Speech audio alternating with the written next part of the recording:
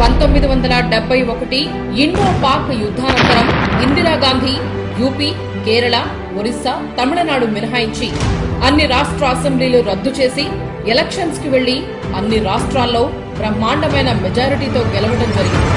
దానికి ముందు జరిగిన 1971 జనరల్ ఎలక్షన్స్ లో ఇందిరా నేతృత్వంలో కాంగ్రెస్ 1967లో గెలిచిన సీట్ల కంటే యాంటీ ఇన్కంబెన్సీ ఫ్యాక్టర్ ని దాటుకుని 93 సీట్లు ఎక్కువగా 352 సీట్ల అబ్సల్యూట్ మెజారిటీతో గెలిచిన తర్వాత పాకిస్తాన్ తో యుద్ధం జరిగింది.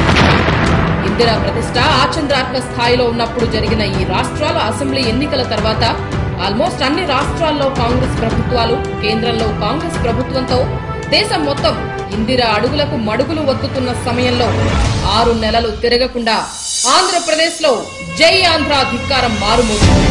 ఇందిరను ఢీకొట్టడానికి దేశ స్థాయి నాయకులే వెనకడుగు వేస్తున్న సమయంలో సామాన్య ఆంధ్రుడు మాత్రం రొమ్ము చూపించాడు. జై ఆంధ్ర ఉద్యమం అణిచివేయబడ్డా ఎదురు లేదనుకున్న ఇందిరని అణాకాణిలా తీసిపారేసిన ఆంధ్రుడు దేశానికే స్ఫూర్తిగా నిలిచాడు. ఇవన్నీ పక్కన పెడితే 352 సీట్ల అబ్సల్యూట్ మెజారిటీతో గెలిచిన ఇందిర ఇండో-పాక్ వార్ అనంతరం కీర్తి ప్రతిష్టల్లో నభుతో నా భవిష్యత్ అనిపించుకున్న ఇందిర 4 సంవత్సరాలు తిరగకముందే ఎమర్జెన్సీ విధించాల్సిన పరిస్థితుల్లోకి వెళ్లిపోయింది. కేవలం 3 ఏళ్ల వ్యవధిలో పాతాళానికి వెళ్లిపోయింది. ఎమర్జెన్సీలో జైలు, ఆ తర్వాత మళ్లీ ప్రధాని అయిన ఇందిర 1971-72 స్థాయిలో ఎప్పుడూ వెలగలేదు. కాబట్టి ఇక్కడ 2 విషయాలు.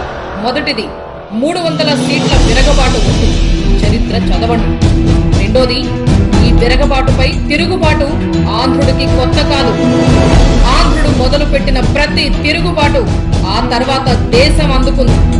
భాషా ప్రయుక్త రాష్ట్ర పిలుపైన ఇందిరకి రొమ్ము ఒట్టి నిలిచిన, రాజీవ్ 300+ పలుపు దించిన ఆంధ్రుడిదే మొదటి అడుగు. ఇది తెలుగు గడ్డ, కాంగ్రెస్ పులి బిడ్డ, ఈ గొంతులో పిల్లి కూతొద్దురా, ఈ గుండెలో గొర్రె దాటొద్దురా. ఇది తెలుగు గడ్డ, కాంగ్రెస్ పులి బిడ్డ.